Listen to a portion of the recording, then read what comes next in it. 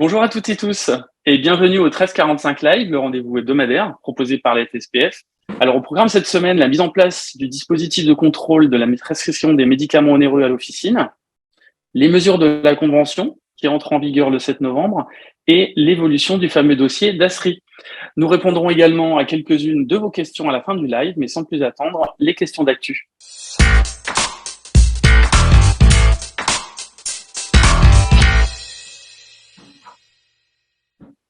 Bonjour Philippe. Bonjour Valérien, bonjour à toutes et tous. Alors Philippe, depuis le 24 octobre, l'assurance maladie a lancé officiellement le fameux dispositif de contrôle des prescriptions pour les médicaments onéreux. En pratique, comment cela se passe au comptoir ?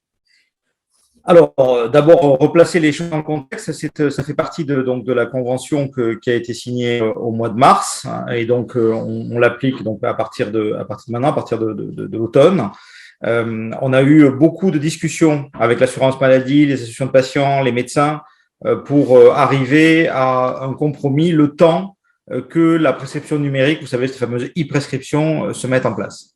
Il y a des véritables trafics qui se font sur ces médicaments chers, et il faut qu'on arrive à les juguler.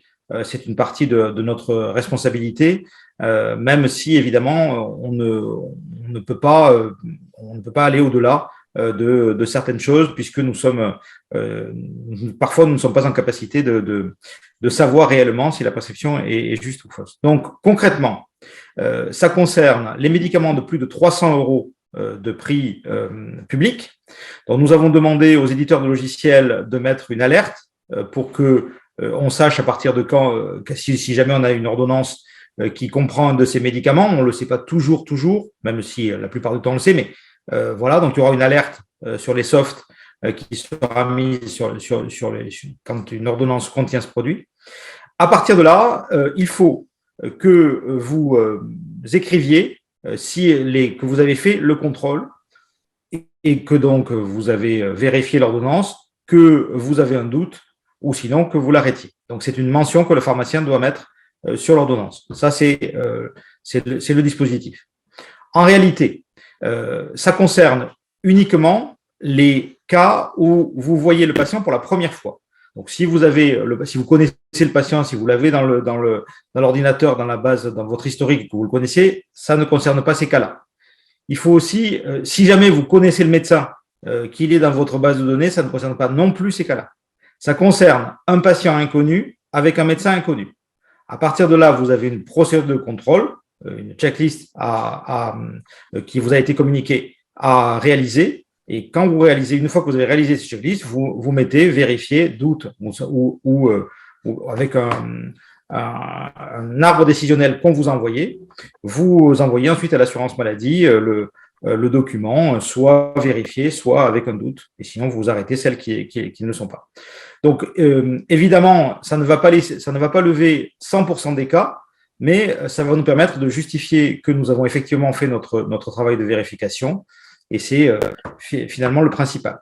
Le dernier point, c'est que l'ordonnance numérique va se généraliser donc à partir de 2023 et arrivera à être complètement généralisée en 2024. On aura également les ordonnances hospitalières, nous a dit la CNAM, à partir de 2024. Voilà. Alors également, une nouvelle étape de la mise en place de la convention aura lieu le 7 novembre. Quelles sont les mesures qui vont entrer en vigueur à cette date ?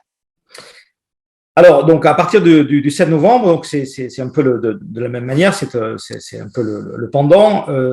C'est 6 mois après la date de parution du journal officiel. Donc, les mesures qui ont un impact économique se mettent en œuvre, du moins celles qui n'ont pas besoin d'une modification législative. J'y reviendrai. Donc, retenez qu'il y a essentiellement 3 mesures qui rentrent en vigueur le 7 novembre. La première, c'est, et je dirais enfin, l'extension de la marge grand modèle sur les conditionnements triples, tous, donc que ce soit les Votirox, que ce soit les médicaments, les Colir, que ce soit le Permixon, tous ces produits qui échappaient à la marge triple vont avoir la marge triple et l'honoraire triple à partir du 7 novembre. Vous pourrez le vérifier sur vos ordinateurs et ne manquez pas de m'alerter si jamais ce n'est pas le cas, mais normalement, ça devrait bien se passer. Le deuxième point, c'est l'entretien femme enceinte. donc avec un code acte nouveau qui arrive, qui est EFE. Et ce code acte, donc, c'est le fameux entretien où donc vous devez expliquer aux femmes enceintes à la fois les risques sur certains médicaments qui ont des effets tératogènes ou phétotoxiques et éventuellement des conseils sur la grossesse avec un document que vous leur remettez et avec un code acte, donc une rémunération de 5 euros. Je vous incite à aller au-delà de ça et à prendre en compte tout ce que vous pouvez faire pour aider donc cette période de la vie pour les femmes et prévoir la naissance et tout ce qui doit se passer après la naissance. Voilà, c'est vraiment un point de contact qui est offert aux femmes enceintes et ça permet aux pharmaciens de se positionner comme étant leur conseiller dans cette période de la vie. Le troisième point, c'est l'administration des vaccins. Nous pouvons, dès le 7 novembre, administrer les vaccins qui sont prescrits par les médecins. Donc, concrètement, quand vous avez une vaccination contre le tétanos, par exemple, qui est prescrite par le médecin, vous pouvez bien sûr, ça c'est depuis toujours, délivrer le vaccin, mais vous pouvez également administrer le vaccin et tarifer l'acte d'injection avec un code acte qui est RVA et une rémunération de 7,50 €. Il faudra attendre, mais j'y reviendrai, le 1er janvier, c'est-à-dire l'apparition de la loi de finances de sécurité sociale, pour faire les autres actes, et notamment le dépistage cystite, la prescription de la vaccination, etc. Donc, 7 novembre, uniquement l'administration de vaccins prescrits. Voilà, Valérien. Une dernière question qui revient assez régulièrement. Où en est-on du dossier d'Asri? C'est chaud. On est en négociation qui s'apparente à un bras de fer avec d'une part l'éco-organisme d'Asri et par ailleurs nos amis industriels sur la prise en charge de la filière de destruction des dasseries en officine. Donc, je vais pas revenir, mais vous avez bien maintenant compris qu'il y a deux sortes de dasseries. Il y a les dasseries pour les patients en autotraitement, appelées dasseries PAT, patients en autotraitement, et les dasseries produits par les vaccins, par exemple, que les pharmaciens administrent eux-mêmes dans l'officine. Voilà. Donc ça, ces deux catégories de produits sont deux circuits. Les industriels sont obligés par la loi de payer jusqu'à la destruction pour les patients en autotraitement et ils ne le sont pas pour l'autre catégorie de produits, les vaccins. Donc là, il est question pour eux de mettre en place un circuit de contribution volontaire, ça s'appelle une responsabilité élargie du producteur, REP, vous aurez ainsi appris deux acronymes volontaires. Nous avons pas mal de labos qui sont d'accord pour faire ça, quelques-uns qui sont opposés. On est en train d'essayer de trouver les bons mots. Donc, encore un peu de patience avant d'avoir une solution. Je passe par des hauts et des bas, d'optimisme et de pessimisme sur ce dossier. À l'instant T où je parle, je suis plutôt dans un état d'esprit optimiste sur une résolution prochaine. Je vous en parlerai. N'en doutez pas, dès que ce sera conclu, pour l'instant, vous faites rien du tout. Merci. Je te propose maintenant de répondre à la question de Brice Lignereux, coprésident du syndicat des pharmaciens du Lot.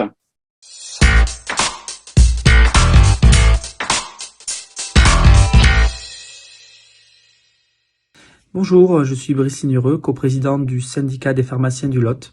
Les députés ont achevé l'examen du PLFSS 2023. L'article 30 concernant le référencement des médicaments est-il définitivement abandonné ? Alors Philippe, ce PLFSS 2023 et le fameux article 30, c'est définitivement abandonné. Alors, le PLFSS 2023, donc Elisabeth Borne a engagé la responsabilité du gouvernement sur un texte qui a été publié hier en fin d'après-midi. Donc, pas mal de choses dans ce PLFSS. J'y reviendrai, si vous voulez bien, la semaine prochaine en détail. Mais parce qu'il est en train de passer au Sénat, donc peut-être qu'il y aura des modifications au Sénat. Mais le gouvernement a rempli sa part, donc a tenu sa parole. Et l'article 30 est conforme à nos échanges tels que je vous les avais exprimés la semaine dernière. Donc, c'est-à-dire que l'article 30 ne prévoit plus d'appel d'offres ni d'expérimentation d'appel d'offres. Il est question de travailler à des solutions permettant la relocalisation de l'industrie en France. Voilà, donc ça, nous allons bien sûr participer à ça. C'est une grosse victoire de la profession. On a œuvré tous ensemble et encore une fois, merci à tous pour votre engagement. Des choses très intéressantes dans ce PLFSS et notamment l'amendement qui était porté par notre confrère Bertrand Bouix sur la substitution des dispositifs médicaux qui est dans l'article 31 bis du PLFSS puisque nous allons être autorisés donc à substituer les dispositifs médicaux. Ce qui, compte tenu de la mise en œuvre par ailleurs d'une marge réglementée sur les dispositifs médicaux, va nous permettre de jouer notre rôle plein et entier. C'est vraiment c'est vraiment très positif que le député Bertrand Bouix ait réussi à convaincre le gouvernement de mettre cet article dans le PLFSS. Il va falloir le défendre au Sénat maintenant, mais ça va plutôt dans le bon sens. Donc globalement, mis à part le principal, c'est-à-dire que nous trouvons qu'il n'y a pas assez de moyens mis sur la médecine de ville au sens large, incluant la pharmacie évidemment, dans ce PLFSS, tous les autres articles nous vont assez bien. Nous allons essayer d'en rajouter un ou deux au Sénat et je vous en parlerai donc définitivement si jamais on y arrive. Mais pour répondre à la question, très, très satisfait de la suite de ce PLFSS. Très bien. Alors, passons maintenant aux questions des internautes.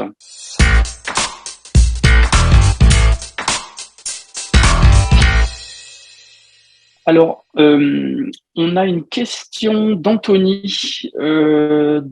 d'hier concernant les gardes qui proposent d'imaginer des samedis complets de garde.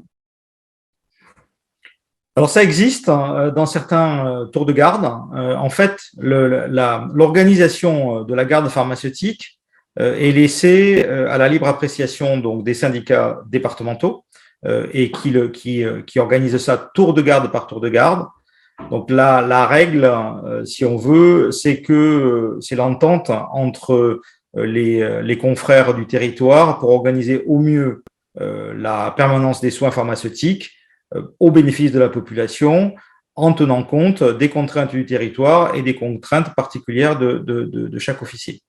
Donc, il y a des gardes qui sont sur 1 jour et demi, il y a des gardes qui sont sur 2 jours. L'essentiel, c'est que sur un tour de garde, on ne laisse aucune heure sans pharmacien, mais ensuite, vous vous organisez eh bien comme vous le souhaitez, donc c'est déjà possible. La question que pose Anthony, c'est est-ce que cette chose-là est généralisable. Évidemment, c'est quelque chose sur lequel moi-même je planche et je réfléchis parce que, pour tout vous dire, si on doit effectivement être confronté pendant un temps long à des pénuries dans les équipes, il va bien falloir ramasser les horaires de telle manière à pouvoir faire nos missions dans un temps un peu plus contraint. Donc voilà. Donc la réponse à la question, c'est possible. Mais c'est possible localement en fonction de l'organisation sur les territoires. Très bien. Il avait aussi posé une question, parce qu'il avait vu dans un article que les pharmaciens allaient substituer les médecins traitants pour les patients qui n'en ont pas ou plus, et qui rappelle que les pharmaciens, nous sommes tous épuisés, et puis qu'on a quand même des difficultés à recruter, à vendre les officines, etc. Non, enfin, il n'a jamais été question de ça, hein. Très concrètement, nous réfléchissons à une extension du rôle du pharmacien dans la délivrance de certains médicaments qui nécessitent des protocoles de soins qui sont effectivement une partie actuellement d'actes médicaux, une partie d'actes pharmaceutiques.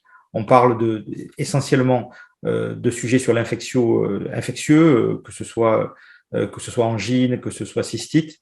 J'ai eu déjà l'occasion d'en parler. On est également sur des protocoles autour de pharmaciens correspondants, c'est-à-dire le renouvellement de traitements chroniques instaurée par le médecin traitant une fois par an dans les cas de désertification médicale. Donc, c'est vrai que ça, c'est à l'étude, mais un pharmacien et un médecin, c'est deux métiers différents, c'est deux approches différentes, deux formations différentes. Ce n'est pas, c'est juste pas possible d'imaginer, et pas souhaitable pour la population, de remplacer un médecin par un pharmacien, ni d'ailleurs un pharmacien par un médecin, puisque j'ai eu ce débat-là avec un président de syndicat de médecins. Moi, les médecins pour pharmaciens, je pense que c'est pas une bonne idée. Il faut que chacun reste dans son champ, même si effectivement rien n'empêche d'être intelligent dans certains cas où nous pouvons œuvrer pour le bien-être de la population pour pallier les manques de temps de l'un ou de l'autre. Donc évidemment, on prend en compte la difficulté de recruter dans les pharmacies, et donc moi je suis très attentif à ne pas trop charger la barque des pharmaciens qui sont déjà très très occupés comme vous le savez. Voilà Valérien. Merci Philippe. Alors merci également à Brice Lignereux pour la question vidéo. Rendez-vous donc la semaine prochaine, toujours à 13h45, pour un nouveau tour d'horizon de l'actualité pharmaceutique. En attendant, je vous souhaite une bonne fin de journée à toutes et à tous. Bonne semaine. Au revoir.